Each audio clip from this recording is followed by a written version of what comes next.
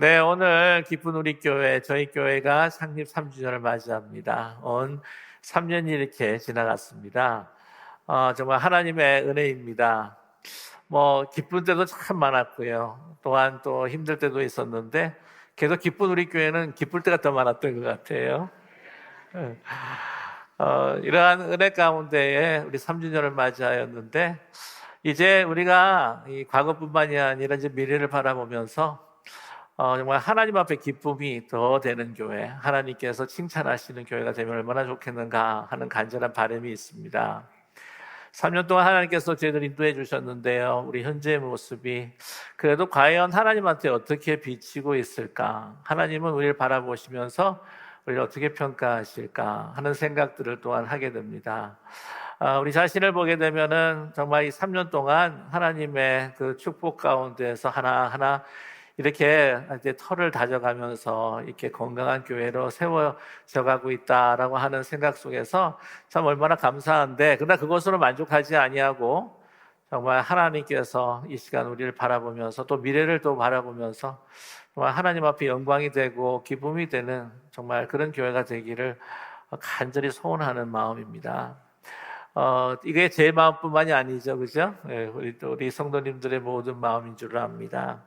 그랬을 때에 우리가 어떤 교회가 되는 것이 좋을까 하는 생각 가운데에, 여러분 보통 이 환경이 좋고 삶의 조건이 다 이렇게 좋을 때는 다 믿음이 다 비슷해 보이는데요.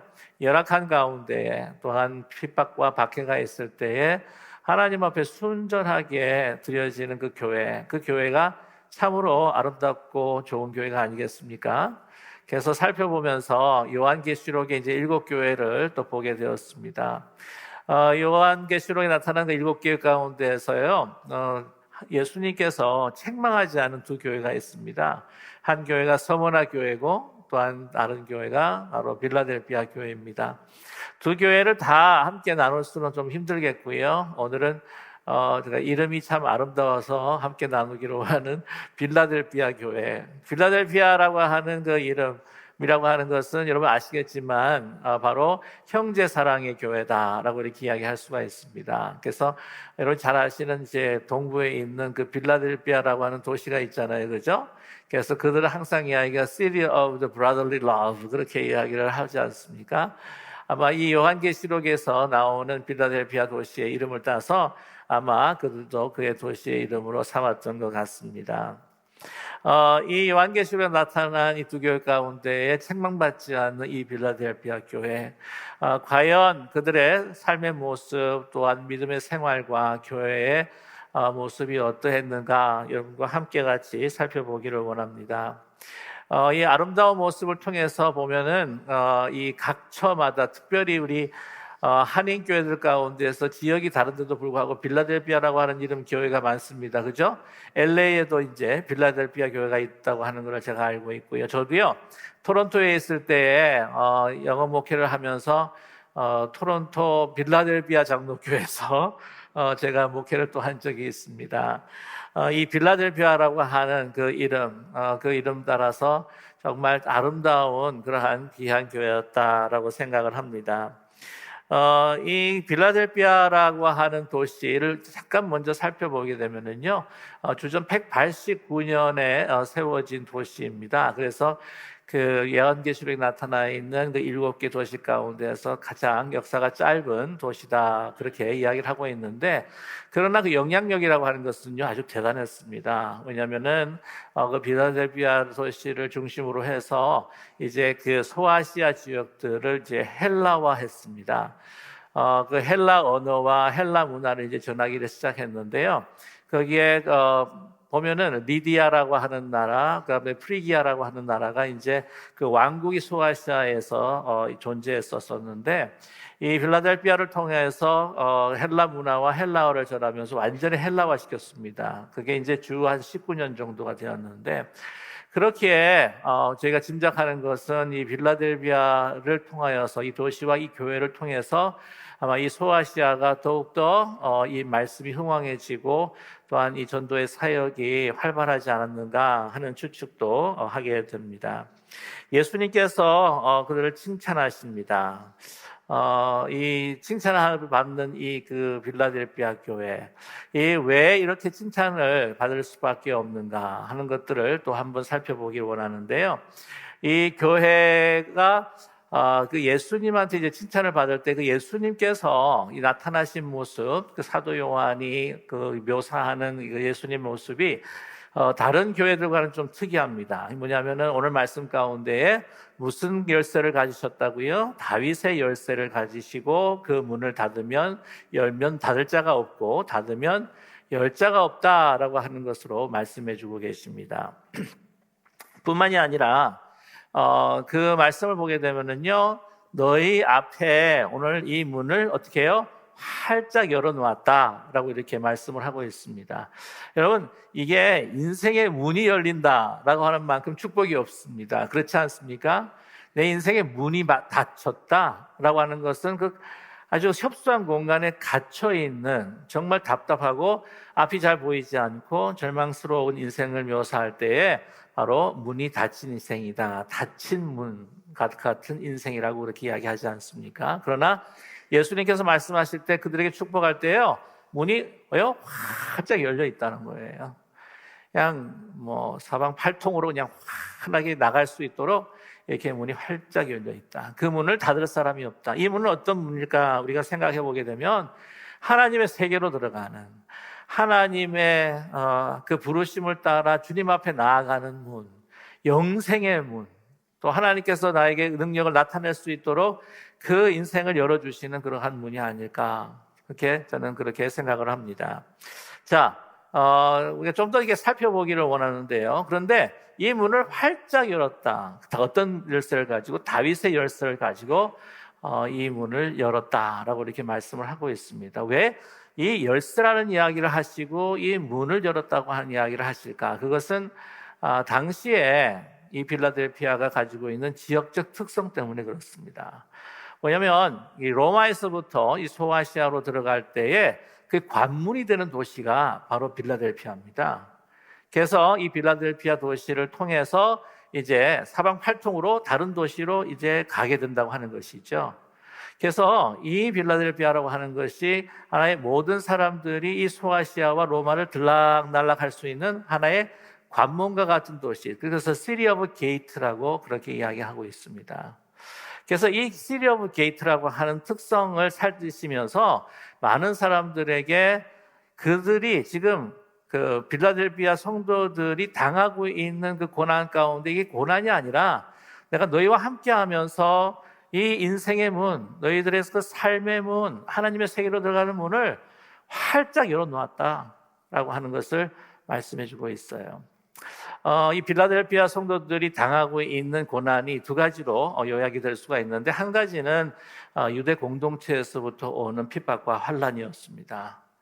그래서 이 유대 공동체에서 그들은 이제 함께 이 공회당에서, 그 당시만 해도 함께 공회당에서 예배를 드리고, 또한 이방 그리스도인들도 그 유대 그리스도인들과 함께 같이 이렇게 해서 이제 들어와 가지고는 공회당에서 예배를 드리니까 막 다 축출해 버리는 거예요. 축출해 버리는 거예요.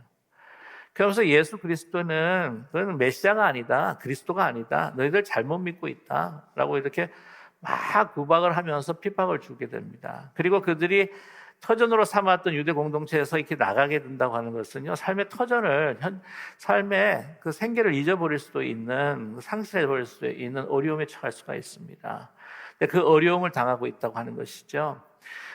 유대인들은 그렇게 이야기하는 거죠. 다윗의 열쇠, 하나님의 왕국으로 들어갈 수 있는 열쇠는 누가 가지고 있다? 우리 유대인들이 가지고 있는 거야.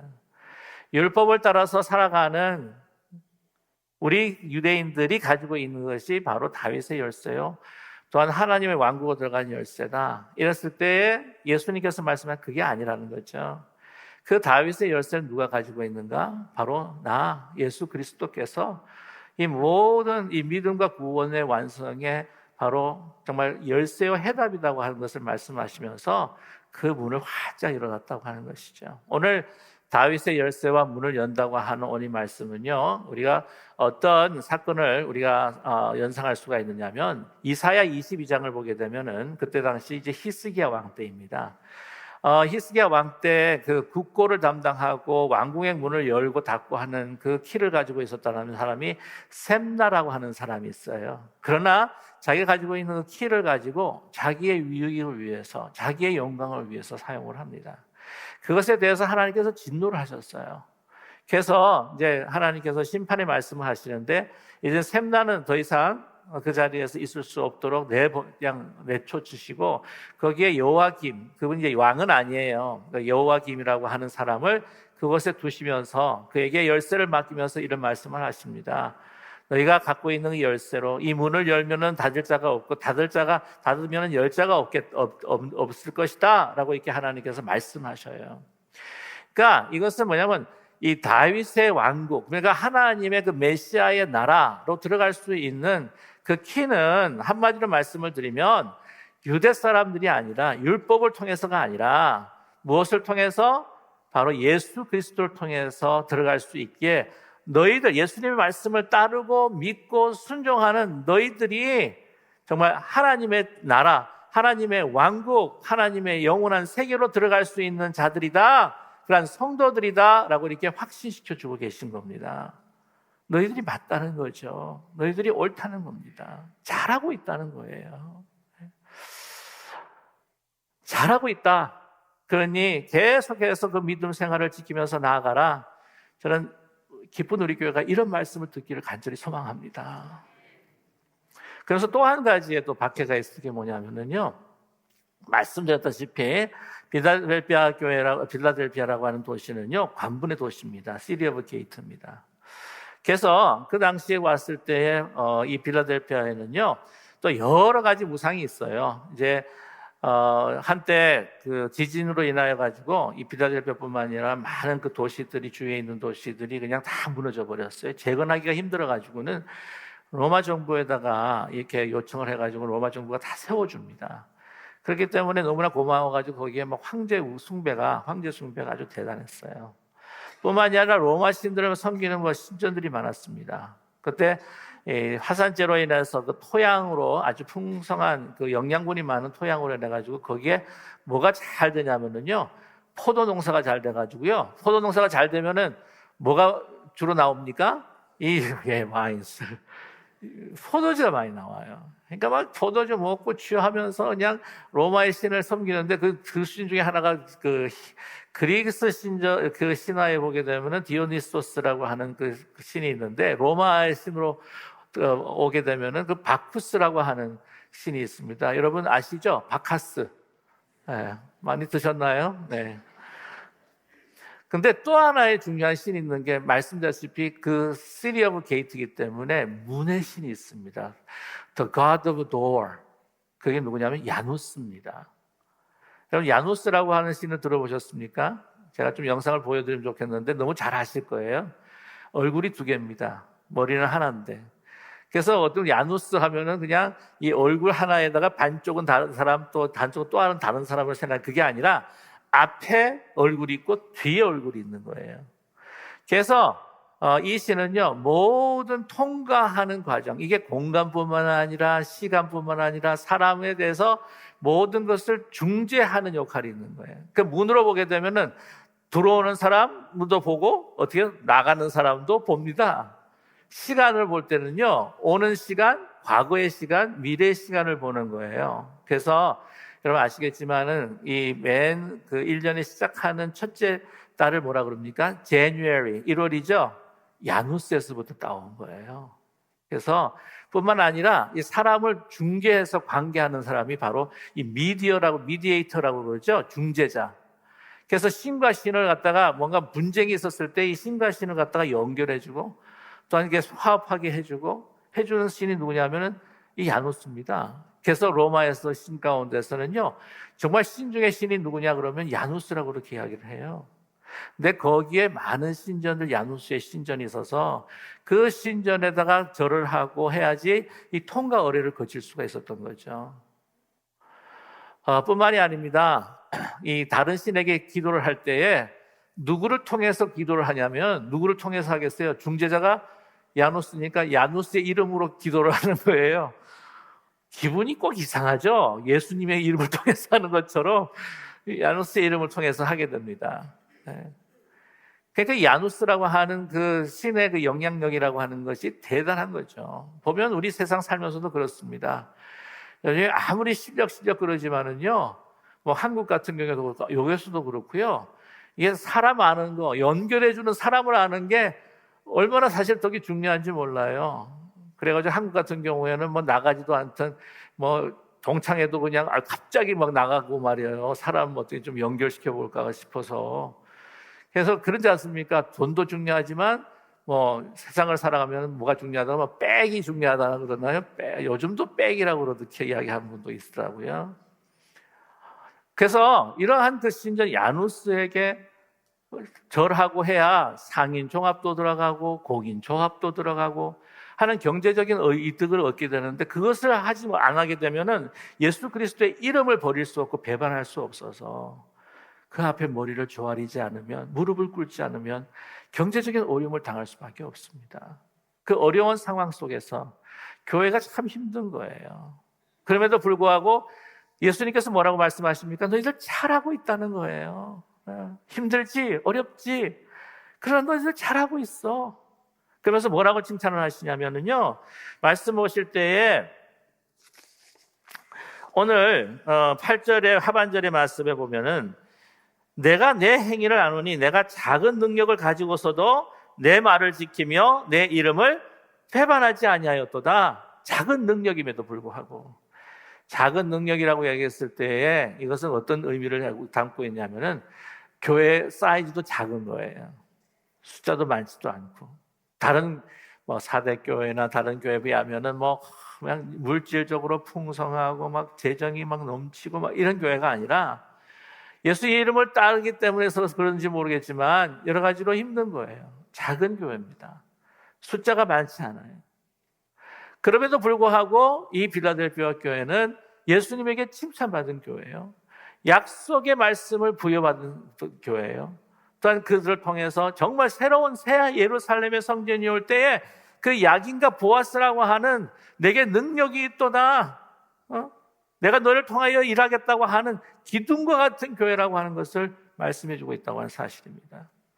그러면 하나님 보시기에, 하나님께서 교회를 평가할 때에 외형으로 평가하시는 주님이 결코 아니십니다. 그 성도의 한 사람 한 사람의 중심을 보시는 바로 주님이시라고 하는 것을 믿는 우리 모두가 되기를 간절히 소망합니다. 우리 현실 속에서 뭔가 다 커 보이면 다 좋은 것처럼 보이잖아요. 그래서 이러한 외형주의라고 하는 세속주의가 바로 우리 교회에 들어올 때도 있습니다. 정말 좋은 교회가 뭔가요? 예배할 때 많은 사람이 와서 예배하는 것도 좋겠지만 하나님 보시기에 더 흡족해 하시고 기뻐하시는 교회는 숫자에 상관없이 한 사람 한 사람이 정말 주님의 은혜에 감사해서 주님을 향하여서 신령과 진정으로 온 마음을 다해 주님 앞에 감동적인 예배를 드리는 교회, 그 교회를 하나님께서 기뻐하여 주시는 줄로 믿습니다. 그래서 정말 무슨 화려한 많은 뭐 예배 팀과 뭐 여러 테크니컬 팀과 이런 것들도 있으면 좋긴 하겠죠. 그러나 보다 더 중요한 것은 정말 우리의 심중에 숫자에 관계없이 정말 하나님을 향한 성도들이 있는가, 신령과 진정으로 드리는 성도가 있는가, 뿐만 아니라 삶 속에서 그 말씀을 붙들고 살아가면서 주의 이름을 배반하지 않고 이 세상에 함몰되고 완전히 침몰되는 것이 아니라 세상을 이겨 승리할 수 있는, 하나님의 말씀으로 승리할 수 있는 성도들이, 용사와 같은 성도들이 있느냐 없느냐에 따라 하나님께서 평가하시는 줄로 분명히 믿습니다. 우리는 뭐든지 참 이런 외형적으로 많은 것들을 판단하잖아요. 이게 보게 되면은 뭐 옷도 그렇고 차도 그렇고 이제 막 브랜드 막 찾잖아요, 그렇죠? 명품. 저는 가끔씩 이런 이야기들, 명품 교회라고 하는 거 별로 이렇게 좀 별로인 것 같아요. 표현 자체가 좀 별로인 것 같아요. 예? 무슨 교회가 브랜드입니까? 무슨 명품이게? 이 마음의 중심을 보시는 하나님. 그래서요, 이런 생각을 갖고 계시는 분이, 이 교회 브랜드가 아주 좋고 이제 화려하고 이게 멋있어 보이면은 나도 그 교회를 다니면 나도 명품이 된 것처럼 신앙의 명품이 된 것처럼 생각하시는 분들도 가끔 있는 것 같은데 하나님께서는요 이렇다고 해서 큰 교회가 다 나쁘다는 이야기 결코 아닙니다. 정말 하나님의 그 영광을 드러내는 교회들이 있어요. 중요한 것은 뭐냐면 숫자에 관계없이 정말 어떤 재정적인 외형적인 파워에 상관없이 중요한 것은 우리의 중심이 주님을 향해 있느냐, 주님을 정말 사랑하느냐, 거듭났는가, 정말 감사와 찬양으로 내 심중에 나 모든 것을 드리는 그러한 예배 우리의 삶인가 하는 것을 기억하는 우리 모두가 되기를 간절히 소망합니다. 그러면 보시면은요, 우리 교회가 요즘에 계속해서 말을 듣는 것이 뭐냐면은 아무래도 교회가 이제 풍요해지다 보니까 세속주의적인 어떤 바람들이 들어오게 됩니다. 그 외형주의적인 것들을 우리가 계속해서 추구할 때가 많아요. 외형을 통해서 성공한 교회, 성공한 목회, 이런 이야기들도 많이 하고 있는 가운데 있는데 결코 하나님께서는 그렇지 않다고 하는 것이죠. 그 북한에 있는 그리스도인들, 북한 지하교회, 어떤 분들은 막 없다, 어떤 분들은 있다, 그렇게 이야기하는데 북한 정말 이 사역을 하시는 분들 가운데 있다고 하시는 분들이 꽤 많습니다. 저는요, 그 북한 그리스도인들을 만나지 못했지만은 그 영상 또한 그 소리, 그 동영상에서 그 소리를 듣고 또 보게 되면은 그 형무소, 무용소에 수용소에 들어가셔서 만나셨다 분 간증도 듣게 되고, 근데 중국의 케이스를 보게 되면 그렇게 억압했는데도 불구하고 이제 종교의 어느 정도의 자유가 딱 주어졌을 때 나오시는 분들 보면 정말 놀랄 만큼 많은 그리스도인들이 계속해서 신앙생활을 하고 있었다고 하는 것을 우리가 알게 되었습니다. 근데 이 북한 선교 사역을 하시는 분들이 걱정이 하나가 있는 게 뭐냐면은 통일이 되면 너무나 좋겠는데 통일이 될 때 하나의 걱정이 있다는 거예요. 남한에 있는 교회가 또한 그 성도들이 교파주의나 이런 세속주의 같은 것들이 이제는 북한 그리스도인들에게 정해가지고 순수한 믿음을 오염시키지 않을까, 그들을 변질시키지 않을까 걱정이라는 거예요. 그래서 기도할 제목들을 가끔 주시는데 뭐냐면은 북한이 이제 한 나라로 이제 복음을 위해서 통일이 됐을 때에 먼저 우리 한국 교회, 디아스포라 교회가 변질되지 않고 세속화되지 않고 하나님 앞에 정화된 교회의 모습을 먼저 회복할 수 있도록 우리가 기도해야 합니다. 라고 하는 말씀을 주시더라고요. 저는 그 말씀에 동의를 합니다. 저와 여러분, 우리가 우리 교회를 위해서 염려하고 걱정할 때 여러분, 다른 거 우리가 걱정하지 말고요, 외형적인 것보다도 정말 우리의 심령이 주님의 말씀을 묵상하고 그 말씀을 따라서 주님을 붙들고 내게 주신 정말 그 의의 면류관을 내가 놓치지 않도록 그것을 부여잡고 주님과 함께 동행하는, 정말 그 심령이 살아있는 우리 기쁜 우리 교회가 되기 위해서 우리가 걱정하고 또한 기도할 수 있는 우리 모두가 되기를 간절히 소망합니다. 여러분, 이러한 굳건한 믿음을 우리가 가지고 나갈 때요, 우리가 두려워할 필요가 없는 거예요. 오늘 말씀 보게 되면 뭐라고 이야기하십니까? 보라, 사탄의 회당 곧 지칭 유대인이라 하나 그렇지 아니하고 거짓말하는 자들 중에서 몇을 내게 주어 그들로 와서 내 발 앞에 절하게 하고 내가 너를 사랑하는 줄 알게 하리라. 너희들이 그 나쁜 이야기를 하고 너희들을 해방하고 그랬던 사람들이 어떻게 해요?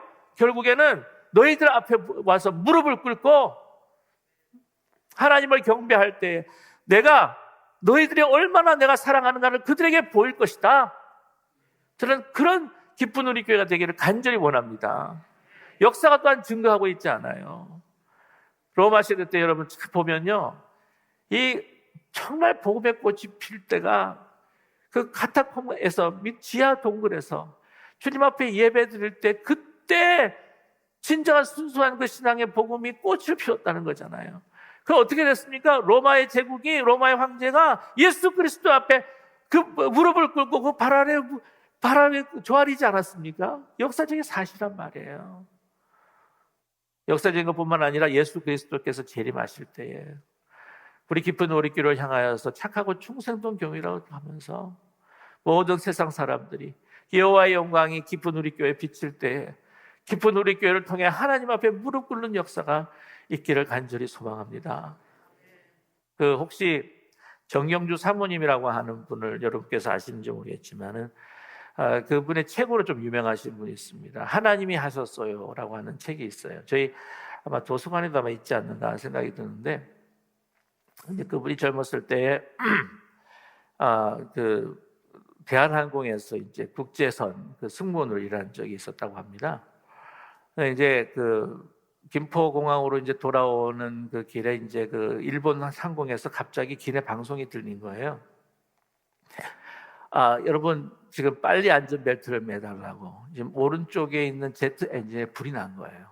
야, 이건 심각한 상황이에요, 사실은. 승무원들은 다 대기하시면서 빨리 자리에 앉아 이제 혹시 있을 이물질 상황에 대비해 주십시오. 근데 그렇게 하는데, 그래서 이제 빨리 다 앉히고 난 다음에 이제 자리로 돌아가려고 하는데, 갑자기 함께 일하던 그 남자 승무원이요, 앞에 와가지고 무릎을 탁 꿇면서 미스 정, 나를 위해서 기도해줘. 나를 위해서 기도해줘요. 그게 부탁하더래요. 근데 어떻게 됐냐면은 그 남자 승무원이 자기보다 이제 윗급에 있었던 분이었는데, 죄송합니다. 왜 세상 말로 왜 사람을 좀 갈구는 사람이 있죠? 이렇게 갈구는 사람. 예수 믿는다고 예수 없다고, 하나님이 어디 있냐고 증명해 보이라고, 또 어떤 때는 막 힘들게 하기도 하고 막 어렵게 한 거예요. 그런 승무원인데 이제 엔진에 불이 나서 상당히 심각한 상황이죠. 추락하게 되면 나 죽지 않을까? 그 두려움 때문에 신실하게 믿고 있는 그 미스정을 무릎을 꿇고 기도해달라고 간절히 그분을 위해서 기도하고 구원을 위해서 다 기도를 딱 하고 예수님의 이름으로 기도드립니다. 아멘 하는데 기내에서 방송이 또 들리더라는 거예요. 이게 승객 여러분, 다시 한번 알려드립니다. 어떻게 된 일인지 모르겠지만 갑자기 엔진에 불이 꺼졌습니다. 그래서 그분이 하시는 말씀이 하나님 말씀은 진리다. 자기를 괴롭게 했던 사람이 무릎을 꿇게 하신 하나님. 저와 여러분, 하나님의 말씀을 붙들고 살아갈 때 하나님께서는요, 세상이, 우리가 보면 이 교회가 얼마나 세상에 비하면 힘이 없겠어요. 한번 보세요.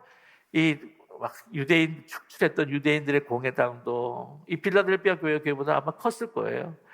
그 야누스의 신전, 황제의 신전 엄청 컸을 겁니다. 사람들이 놀랐겠죠.